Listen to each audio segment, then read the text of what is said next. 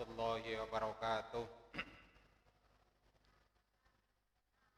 Bismillahirrahmanirrahim. Alhamdulillahi rabbil alamin. Wa bihi nasta'in wa ala umuri dunya waddin. Wassalatu wassalamu ala sayyidil anbiya'i wal mursalin. Nabiyina Muhammadin sallallahu alaihi wasallam wa ala alihi wa ashabihi wa dzurriyyatihi wa ummati ajmain, amma ba'd. Fadilatul muhtaramin jamaah Masjid Al-Muhajirin rahimakumullah. Puji dan syukur kita panjatkan kehadirat Allah Subhanahu wa taala atas segala limpahan nikmatnya, sehingga di kesempatan malam hari ini, di malam Jumat ini, kita bisa dipertemukan kembali walaupun dalam keadaan hujan. Tapi harapan doa kita semoga hujan ini hujan yang membawa barokah. Allahumma amin. Salawat beserta salam semoga selalu dilimpahkan kepada Nabi kita, Nabi Agung Muhammad sallallahu alaihi wasallam beserta seluruh keluarga dan sahabatnya. Jamaah rahimakumullah. Ini kreativitas Mas Teguh barangkali. Malam hari ini ada shooting segala. Saya malah khawatir menjadi viral. Saya lebih menghindari yang enggak viral-viral sebetulnya. Kalau saya suruh memilih, sebetulnya mending enggak usah. Tapi ya enggak apa-apa. Bapak Ibu yang kami hormati, meneruskan kajian kalau nggak salah 2 bulan yang lalu. Karena bulan kemarin saya berhalangan, ada acara di Semarang. Pada pertemuan 2 bulan yang lalu kita membahas kajian tafsir, kita baru memulai di basmalah. Maka malam hari ini kita teruskan ke ayat berikutnya di suratul Fatihah. Bismillahirrahmanirrahim. Alhamdulillahi rabbil alamin. Ar-Rahmanir-Rahim. Maliki yaumiddin. Al-ayah dan seterusnya. Kita barangkali sering banget membaca. Ada kalimat Alhamdulillahi rabbil alamin. Segala puji milik Allah. Tapi barangkali selama ini kita kurang mencermati kalimat segala. Kalau mengatakan segala kan berarti lebih dari satu. Jadi sebetulnya puji itu ada berapa kan? Ini yang perlu kita pahami bersama agar saat kita mengucapkan segala puji hanya milik Allah, maka kalimat segala ini mengandung berapa unsur sebetulnya. Di kitab-kitab akidah dibahas setidaknya ada 4. Al-Qadim alal Qadim, Al-Qadim alal Qudus, Al-Qudus alal Qadim, Al-Qudus alal Qudus. Pujian Allah kepada Allah.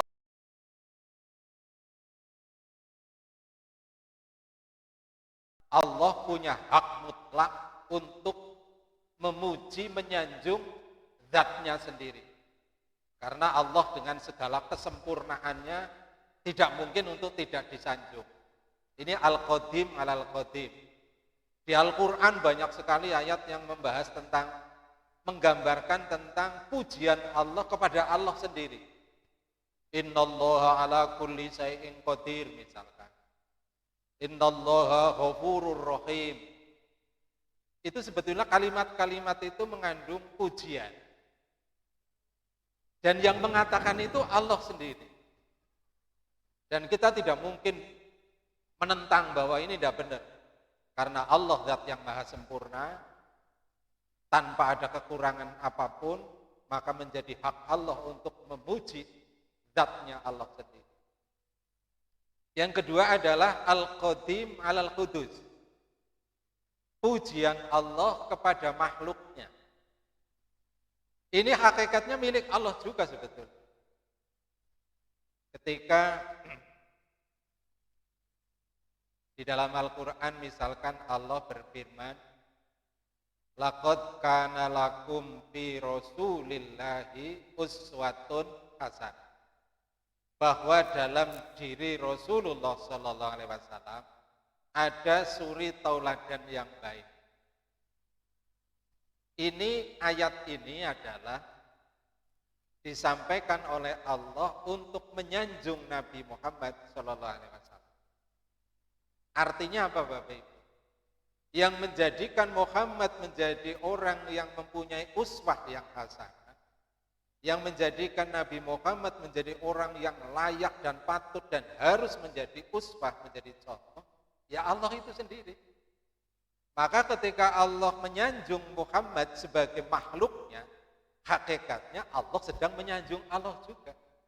Karena yang memberikan sifat baik, perilaku Qur'ani, tutur kata yang baik, sifat-sifat mulia Rasulullah, semua yang memberi adalah Allah. Jadi sanjungan Allah kepada makhluk pada dasarnya adalah sanjungan Allah kepada Allah juga. Yang ketiga adalah Al-Qudus alal Qadim. Pujian makhluk kepada Allah. Yaitu jelas milik Allah karena kita yang memuji Allah dengan segala kesempurnaannya. Misalkan kita mengatakan bahwa Allah Maha Adil, Allah Maha Suci, Allah Maha Kuasa. Itu adalah ekspresi kita sebagai seorang makhluk melihat kesempurnaan Allah dan kita layak dan wajib untuk memuji Allah. Sehingga pujian yang nomor 3 ini pun adalah hakikatnya milik Allah. Keempat, Al-Qudus alal Qudus.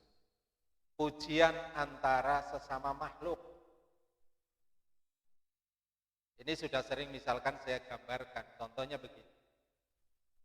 Ketika kita berjalan-jalan di tempat wisata misalkan, kita melihat ada kebun bunga. Bunganya begitu indah. Kemudian kita mengucapkan, ini bunga indah sekali. Kita ini sedang memuji keindahan bunga. Tapi pada dasarnya, pada hakikatnya, pujian kita mestinya kepada siapa yang membuat bunga ini. Jadi kita memuji bunga, kita menyanjung keindahan bunga, kita merasakan harumnya bau bunga misalkan, maka sanjungan, rasa syukur kita semuanya bermuara kepada Allah Subhanahu wa Ta'ala. Kita melihat ada misalkan ada anak kok cerdas, pinter. Ini anak kok cerdasnya luar biasa.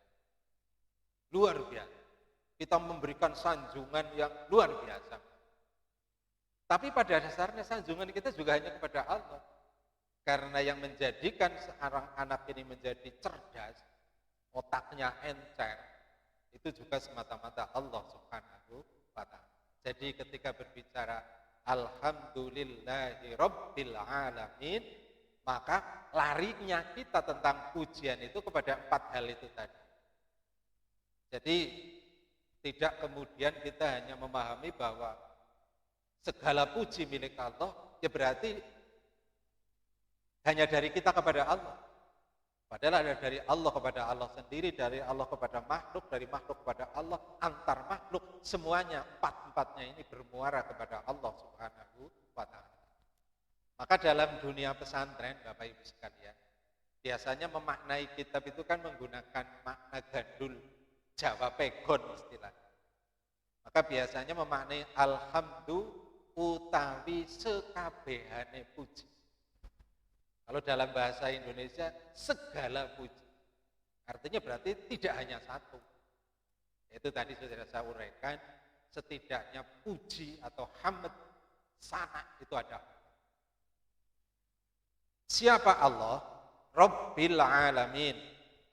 Ay khaliqil khalqi wa razikihim. wa muhawwilihim min halin ila hal. Rabbun itu setidaknya mempunyai 3 makna. Kalau selama ini kita memaknai segala puji bagi Tuhan semesta alam misalnya. Nah, Rabbu setidaknya mempunyai 3 makna. Pertama, khaliqil khalqi. Rabbun itu mempunyai arti bahwa Allah itu adalah zat yang menciptakan makhluk. Jadi bukan hanya dimaknai Tuhan dalam satu titik, tapi makna Rabbun itu setidaknya ada 3. Pertama, yang menciptakan makhluk.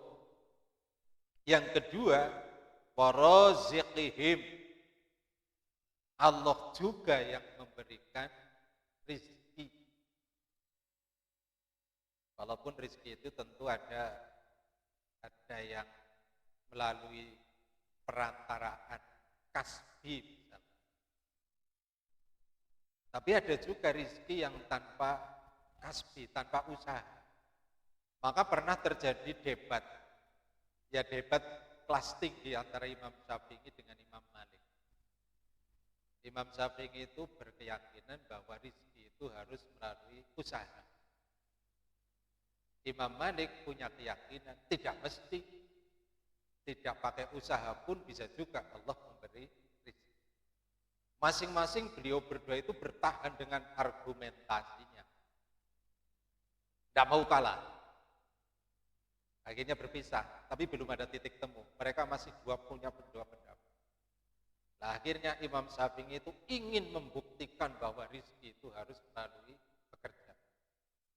Beliau mendatangi kebun anggur, kemudian membantu memetik anggur. Setelah sore hari selesai, Imam Syafi'i diberi ongkos oleh pemilik kebun anggur beberapa kantong anggur. Dia kemudian beliau mempunyai pendapat, inilah bukti saya. Berarti saya dalam posisi benar bahwa saya mendapatkan anggur ini karena melalui perantaraan saya bekerja. Kemudian untuk membuktikan itu, Imam Syafi'i ini membawa buah anggur ini ke tempat Imam Malik. Imam Malik, ini saya punya anggur, silahkan makan. Ini adalah bukti bahwa rizki itu harus melalui bekerja. Imam Malik tertawa lebar. Untuk kamu benar, tapi untuk saya juga benar. Buktinya saya nggak kerja, saya dapat anggur.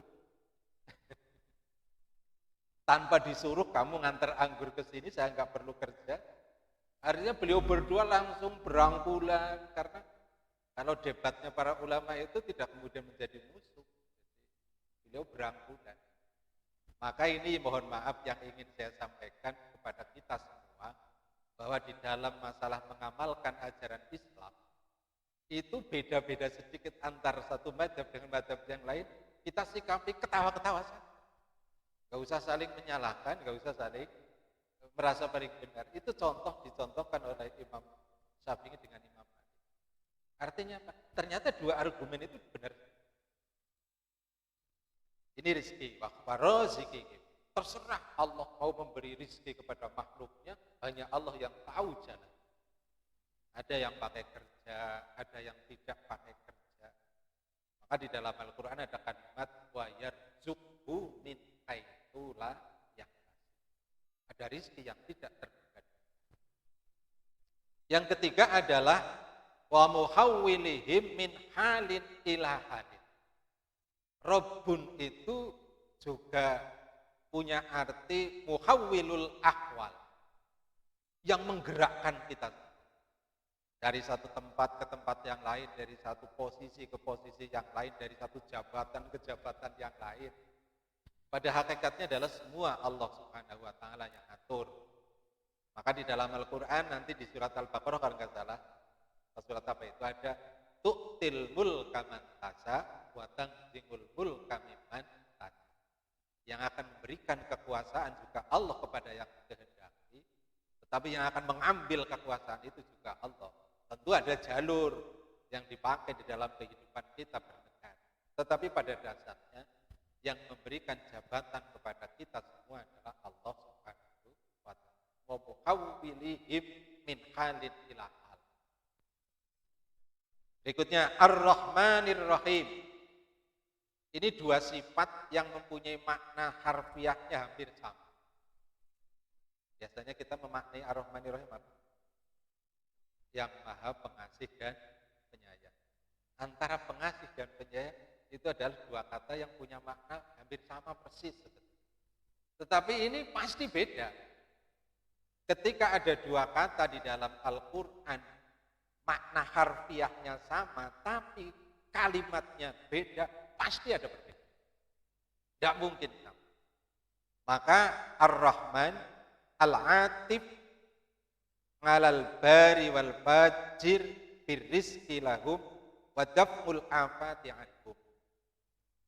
Maka di dunia pesantren biasanya mengartikannya begini, ini pakai bahasa Jawa.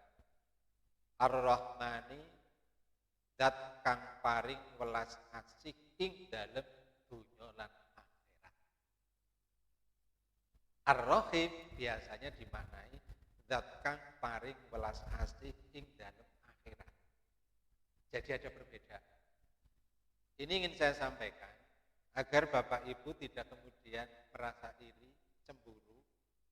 Loh, orang enggak beriman kok malah kaya.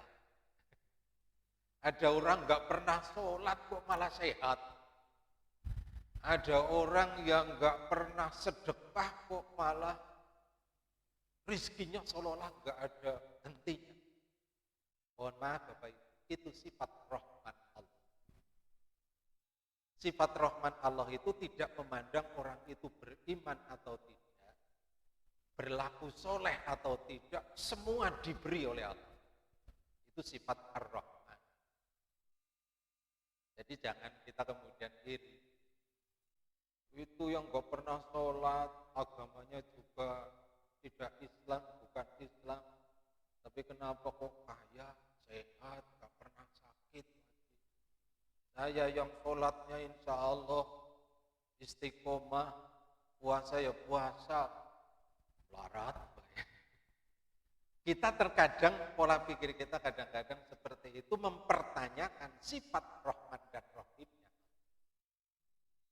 Jadi kalau hari ini ada orang yang ahli maksiat tapi sehat, kaya, itu adalah wujud sifat Rahman. Allah tidak memandang siapa orang itu adalah makhluk Allah, maka Allah. Tapi berbeda dengan sifat Ar-Rahim. Yang seperti itu tadi tidak berhak mendapatkan sifat Ar-Rahim Allah. Karena sifat Ar-Rahim Allah itu diperuntukkan hanya orang-orang yang beriman kelak di akhirat. Jadi artinya Bapak Ibu sekalian, kalau kebetulan kita kok tercatat oleh Allah sebagai orang yang baik, orang yang soleh, maka setidaknya kita mendapatkan dua. Satu, mendapatkan kucuran dari sifat rahmannya Allah, sekaligus semoga kita juga mendapatkan kucuran rahmat dari sifat rahimnya Allah Subhanahu wa ta'ala. Jadi kita nggak boleh iri, Pak, karena jatah kita nanti di ar-rahimnya. Kalau di Ar-Rahman masih ada, belum ada pengecualian, yang enggak sholat ya tetap dapat rezeki, dapat sehat. Kadang-kadang malah anaknya sukses. Tapi yang ibadahnya sregep, istiqomah, malah miskin. Macam-macam. Kadang-kadang kita suka mempertanyakan, bahwa dalam tanda kutip kita kadang suka mempertanyakan adilnya Allah gimana. Justru itulah sifat adil Allah diwujudkan dengan di alam dunia ini semuanya diberi. Dan sifat adilnya Allah, tapi berbeda di akhirat. Karena yang berangkat menuju ke alam akhirat dengan berbekal iman, dengan yang tidak berbekal iman, tentu harus berbeda. Ar-Rahman dan Ar-Rahim. Di dunia ini juga wadafnil afati anhum. Allah juga apa? Menghindarkan hal-hal yang membahayakan juga semuanya, Pak. Jadi tidak kemudian misalkan mohon maaf ada pesawat jatuh misalkan, yang muslim selamat semua, yang non muslim mati semua. Enggak. Bahkan kadang-kadang ya mati semua, kadang-kadang ada yang enggak mati, bahkan mungkin juga orang non muslim juga. Itulah sifat Ar-Rahman dari Allah Subhanahu wa taala. Ar-Rahim alladzi yasturu 'alaihimud dzunub fid dunya wa yarhamuhum fil akhirah wa yudkhiluhumul jannah. Tapi di kitab ini diterangkan bahwa Ar-Rahim juga itu diberikan oleh Allah untuk orang-orang yang beriman. Jadi masih dapat dunia akhirat dari sifat Ar-Rahim juga, yaitu diantaranya alladzi yasturu 'alaihimud dzunub. Pertama, kita itu oleh Allah masih ditutupi dosanya, Pak. Coba bayangkan, ini pernah saya bahas di sini. Ketika Adam dan Hawa masih di surga, kita melanggar perintah Allah, berarti melakukan dosa. Kemudian seluruh pakaian yang dipakai oleh Adam dan Hawa rontok semua. Kemudian watofiko yaksifani min warokil jannah. Kemudian beliau berdua mencari lembaran-lembaran daun di surga, dirangkai untuk dipakai. Saya sering membayangkan, andai Bapak Ibu sekalian, andai hal yang semacam itu kok terjadi di dunia ini hari ini Bapak Ibu. Berapa ratus orang telanjang di jalan raya, Pak. Tiba-tiba pakaiannya rontok. Mas Teguh lirik cewek klimis, baju langsung ambrol, pakaian dinas langsung ambrol. Jalan berdua naik sepeda motor sambil menggunjing, tiba-tiba pakaian hilang semua. Karena menggunjing adalah larangan Allah juga. Saya membayangkan kalau yang seperti ini terjadi, kayaknya di Indonesia nggak ada maksiat, nggak ada dosa. Orang pasti takut. Tiba-tiba pakaian yang dipakai terlepas. Nah, sifat Ar-Rahim inilah yang kemudian dosa yang kita lakukan masih ditutupi oleh Allah. Tapi jangan terlena Bapak Ibu. Karena apa? Sekecil apapun yang kita lakukan besok di akhirat akan dipertontonkan. Wa may ya'mal misqala dzarratin khairan yarah wa may ya'mal misqala dzarratin syarran. Akan diperlihatkan. Hari ini masih ditutupi oleh Allah. Itu sifat rahimnya Allah. Wa yarhamuhum fil akhirah. Nah, ini yang tadi saya sampaikan. Dan Allah dengan sifat rahimnya akan memberikan rahmat besok di akhir. Wa yarhamuhum fil akhir. Wa yudkhiluhumul jannah. Karena rahmat dari Allah itulah kemudian Allah memasukkan hambanya ke dalam surga Allah Subhanahu wa ta'ala. Tapi mohon maaf Bapak Ibu, ini sering sekali saya sampaikan. Jangan kemudian kita merasa menjadi orang yang lebih baik dibanding orang lain. Ini bahaya Pak. Jangan sampai kita punya perasaan kita lebih baik dari orang lain. Karena pada hakikatnya kita nggak tahu posisi kita di hadapan Allah itu, kita posisi seperti apa. Maka ada imam besar yang namanya Imam Ibnu Athaillah. Itu menyampaikan seperti ini. Maksiatun awrasat dullan wastikbaron khairun min ta'atin awrasat nizzan wastikbar. Ini keluar dari materi ini sedikit agar kita dalam melangkah itu betul-betul bisa maksiat, dikata Imam Ibnu Athaillah, maksiat yang menyebabkan pelakunya, pelaku maksiat ini merasa rendah, merasa hina, merasa tidak punya harga, itu masih lebih baik dibanding ibadah yang menyebabkan sang pelaku ibadah itu merasa izzat wastikbar. Dia merasa lebih mulia, dia merasa lebih luhur, dia merasa lebih baik. Jadi maksiat yang menghasilkan perasaan hina masih lebih baik dibanding ibadah yang menimbulkan kesombongan. Ini kajian tasawuf sebetulnya Bapak Ibu. Ada di dalam kitab Syarah Hikam karangan Imam Ibnu Athaillah. Ini bukan untuk dipilih Bapak Ibu. Ini adalah warning bagi kita semua. Yang pertama, agar kita yang oleh Allah alhamdulillah diberi kesempatan untuk bisa beribadah, maka kita harus bisa membentengi ibadah kita dengan sifat tawadhu, kerendahan hati. Jangan kemudian ibadah kita menjadikan kita menjadi orang yang tinggi hati, sombong. Bagi para pelaku maksiat, nah ini yang kedua, jangan kemudian maksiat itu bahkan menjadi sebuah kebanggaan. Tapi maksiat itu harus memberikan efek kepada kita bahwa kita adalah orang yang kotor, orang yang rendah, orang yang hina. Setidaknya dengan itu kita akan mendapatkan tadi rahmat dari Allah Subhanahu wa taala. Maliki yaumiddin.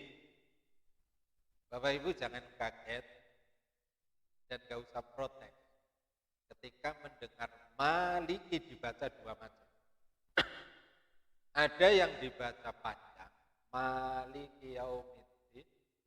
Ada yang dibaca pendek, Maliki yaumiddin. Barangkali Bapak Ibu pernah mendengar istilah qiraah sab'ah, bahwa rujukan membaca Al-Quran itu ada 7 imam Bapak Ibu. Ingin saya sampaikan di sini. Yang pertama adalah Imam Nafi' bin Abdurrahman. Yang kedua Imam Abdullah bin Katsir. Yang ketiga Imam Abu Amr Zabban bil Al-Ala Al-Basiri. Yang keempat Imam Abdullah ibnu Amir Al-Samiyyi. Yang kelima Imam Asim bin Abi Al-Najud Al-Kufi. Yang keenam Imam Hamzah bin Az-Zayyad. Yang ketujuh Imam Ali bin Hamzah Al-Kisai. Maka Bapak Ibu tidak usah kaget ketika, kalau masih di Indonesia masih standar. Tapi kalau kita sudah ada di Masjidil Haram atau di Masjid Nabawi, kebetulan kita berdampingan dengan beberapa orang dari negara-negara lain, pasti bacaan Qur'annya ada yang beda-beda. Tapi tidak keluar dari 7 imam. Makanya yang Maliki Yaumiddin ini pertama Bapak Ibu sekalian, kalau di Indonesia kebiasaan pakai yang panjang. Maliki Yaumiddin. Bi isbatil alif inda Asim al-Kisai. Dari 7 imam itu ada 3 imam yang membaca panjang. Yang dipakai di Indonesia. Imam Asim, Maliki Yaumiddin. Imam Asim, Imam Al-Kisai, Imam Ya'qub itu membaca panjang. Yang lain membaca pendek. Jadi nggak usah kaget. Tapi sebetulnya kalau memungkinkan kita ya belajar qiraah sab'ah agar kita tahu. Oh saya baca ini mengikuti ini, saya baca ini mengikuti ini. Jadi tidak sekedar mendengar tapi ada landasan. Tapi kalau Bapak Ibu sudah biasa baca panjang, ya udah terus saja panjang karena memang Indonesia itu mayoritas mengikuti yang panjang. Maliki Yaumiddin, terserah mau dibaca panjang pendek, yang penting ngerti ilmunya. Ai mutasarrifun fil amri kullihi yaumal qiyamah. Allah, kalimat Maliki Yaumiddin itu mempunyai arti Allah yang akan mengambil seluruh peran di hari kiamat. Kalau di dunia ini masih ada yang didelegasikan ke Nabi, ada yang didelegasikan ke para malaikat, maka di hari kiamat seluruh kendali langsung ada di bawah Allah Subhanahu wa taala. Maliki Yaumiddin ay mutasarrifun fil amri kullihi yaumal qiyamah. Semua diambil alih oleh Allah. Karena apa Bapak Ibu? Seluruh makhluk mati semua, Pak. Termasuk malaikat juga mati semua. Walaupun malaikat, kalau Bapak Ibu baca kitab namanya, kalau nggak salah Nurul Dolam, sarah kitab Aqidatul Ahbab, khusus untuk malaikat itu matinya bergantian. Yang hamalatul arsy, yang menjaga aras itu matinya belakang. Jadi yang lain mati dulu, hamalatul arsy belum.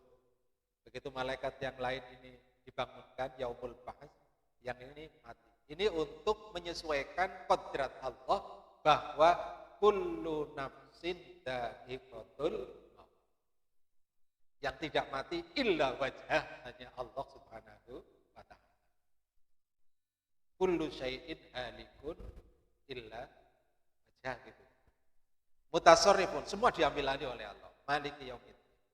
Kama qala ta'ala, seperti disebutkan oleh Allah di dalam ayat yang lain, yauma la tamliku nafsul li nafsin syai'a wal amru yauma idzin lil.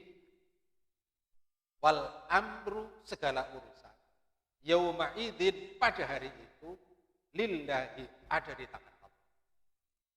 Jadi Maliki Yaumiddin adalah pengambilan seluruh kekuasaan besok di alam akhirat, semua ada di tangan Allah Subhanahu. Itu harus kita imani sekali. Kita imani betul. Bismillahirrahmanirrahim. Iyyaka na'budu wa iyyaka nasta'in. Iyyaka na'budu, hanya kepadamu. Na'budu, kami menyembah. Aila na'buda ahadan siwaka, kami tidak menyembah selain Engkau. Bapak Ibu sekalian, ini pernah saya singgung.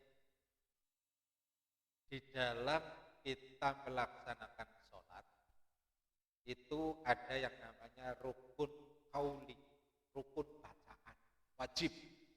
Salah satunya adalah Fatihah. Ketentuan di dalam membaca surat Fatihah, di sana ada murongatu ayatiha, wa murongatu hurufiha, wa murongatu tasdidati. Saat kita membaca Fatihah, harus kita jaga betul ayat-ayatnya, jangan sampai ada yang kurang. Bahkan wa murongatu hurufiha, juga harus kita jaga hurufnya, jangan sampai ada yang salah, ada yang hilang, ada yang lebih. Dan yang ketiga, wa murongatu tasdidatiha. Ini yang mau bahas ini. Harus menjaga betul tasdid yang ada di suratul Fatihah yang berjumlah ada 14. Salah satunya adalah iyyaka. Ini ya-nya ada tasdid. Titik sentral tertinggi di lafaz ini Bapak Ibu. Walaupun tidak boleh kita membuang tasdid-tasdid yang lain, tetapi di lafaz iyyaka ini punya makna menjadi sangat berbeda.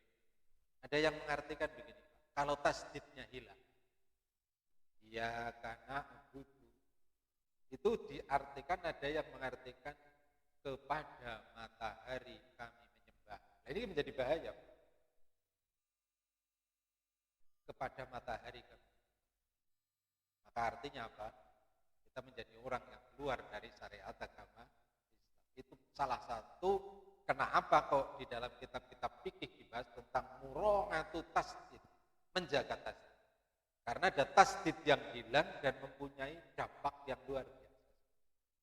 Kita kalau nggak tahu Pak, kalau sudah tahu betul-betul harus dijaga. Wa iyyaka nasta'in, dan hanya kepadamu nasta'inu, kami mohon pertolongan. Aibika nasta'inu ala ibadatika, fala haula anil maksiati illa bi'ismatika, wala quwata ala ta'atika illa bitaufiqika. Wa iyyaka nasta'in punya makna seperti itu. Pertama, kami mohon pertolongan hanya kepadamu ala ibadatika, untuk selalu beribadah kepada. Karena apa? Fala haula nganil maksiati illa bi'isman. Kita tidak mungkin bisa menghindar dari perilaku maksiat tanpa pertolongan dari Allah. Jadi mohon maaf Bapak Ibu, ketika hari ini sampai detik ini misalkan kita masih bisa menjaga diri kita tidak melakukan maksiat, itu jangan buru-buru kita berbangga diri bahwa karena saya banyak belajar agama, karena iman saya sudah kuat. Jangan berbangga seperti itu dulu. Karena apa?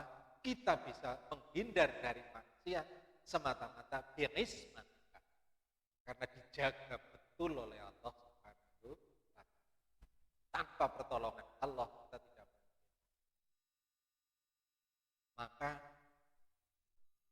yang harus kita syukuri Bapak Ibu sekalian adalah ketika kita masih diberi kekuatan oleh Allah, kekuatan untuk beribadah, sekaligus kemampuan untuk menghindar dari maksiat. Karena disitulah wa iya kana nasta'in seperti itu. Wala quwwata 'ala ta'ati illa bitaufiqik. Dan tidak ada kekuatan apapun yang bisa menyebabkan kita bisa taat kepada Allah kecuali atas pertolongan dari Allah Subhanahu wa Ta'ala. Bapak Ibu sekalian, sebagai bahan ilustrasi saja, seberapa jauh rumah kita sampai ke masjid ini? Apakah jaminan mohon? Belum gambarakan masjid kula mawon Pak. Masjid teng desa. Ada orang yang rumahnya jauh dari masjid, tapi orangnya istiqomah ke masjid.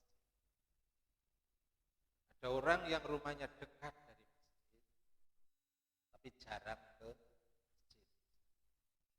Andai orang tidak ke masjid karena faktor jarak, maka dimentahkan oleh itu. Karena faktanya banyak yang jauh malah istiqomah ke. Artinya kekuatannya itu bukan masalah faktor jauh dan dekat itu. Ada orang yang mungkin tidak ke masjid karena faktor hujan. Toh sore ini terbantahkan. Ternyata tadi hujan besarnya luar biasa pun masih banyak yang ke masjid. Apa yang menggerakkan ke masjid itu? Taufik tadi. Illa bitaufikika, karena pertolongan darimu ya Allah. Jadi bukan masalah jauh, bukan masalah dekat, bukan masalah hujan, bukan masalah terang, bukan masalah sehat, bukan masalah sakit Pak. Karena faktanya banyak yang sakit tapi tetap nekat ke masjid, tapi yang sehat malah enggak. Jadi faktornya bukan masalah sehat, sakit, jauh, dekat, hujan, atau tidak hujan, tapi semata-mata illa bitaufiqika. Maka Bapak Ibu harus bersyukur betul kepada Allah hadir di sini karena mendapatkan pertolongan dari Allah Subhanahu wa Ta'ala. Illa bitaufiq. Haji misalkan, atau umroh. Kalau tolak ukurnya adalah mampu dalam hal ini adalah finansial, uang, maka banyak orang yang miskin mestinya enggak bisa menunaikan ibadah. Tetapi banyak cerita lah, ada tukang becak yang menabung setiap hari, pada akhirnya dia bisa menunaikan ibadah haji, mengumpulkan sampai 30 tahun, 20 tahun. Kalau sekarang sulit Pak, tapi tahun-tahun dulu masih. Tapi banyak juga mohon maaf yang punya uang tapi enggak. Berarti kekuatan untuk bisa sampai ke tanah suci tidak hanya karena faktor uang atau tidak ada uang, taufik dari Allah Subhanahu wa Ta'ala. Buktinya banyak orang yang rela jual sawah, yang penting bisa berangkat ibadah haji. Tapi ada orang yang punya mobil 2, rumahnya 4, belum berangkat karena tidak ada taufik dari Allah Subhanahu wa Ta'ala. Ihdinas siratal mustaqim. Ay zidna hidayatan ila dinil Islam awil makna adimna mahdiyina ilaih. Kelihatannya Bapak Ibu, kalau ini dimaknai secara letterlek, secara tekstual. Ihdinas siratal mustaqim. Tunjukkanlah kami ke jalan yang lurus. Ini kalau dimaknai seperti ini, seolah-olah kita hari ini tidak ada di jalan yang lurus. Kan seperti itu. Ya Allah, jalan ke arah Purwokerto ini mana? Berarti kita dalam posisi bingung atau tersesat. Kalimat ihdinas siratal mustaqim. Maka memaknai ihdinas siratal mustaqim ay zidna hidayatan alaihim ila dinil Islam. Bukan berarti kita belum mendapatkan hidayah. Mempunyai arti zidna. Tambahkanlah kepada kami. Kalau hanya kita manai, ya Allah tunjukkanlah. Ini kalau tidak dipahami dari sisi makna tafsir yang seperti ini, kan mafhum mukhalafahnya kan berarti posisi kita dalam posisi tidak mendapatkan hidayah, sehingga meminta hidayah. Tetapi yang dimaksud adalah zidna. Kita sudah mendapatkan hidayah, tapi ya Allah tambahkan petunjukmu ila dinil Islam, karena Bapak Ibu sekalian, untuk memahami Islam yang sebenar-benarnya, itu saya kira sampai kita mati pun belum selesai.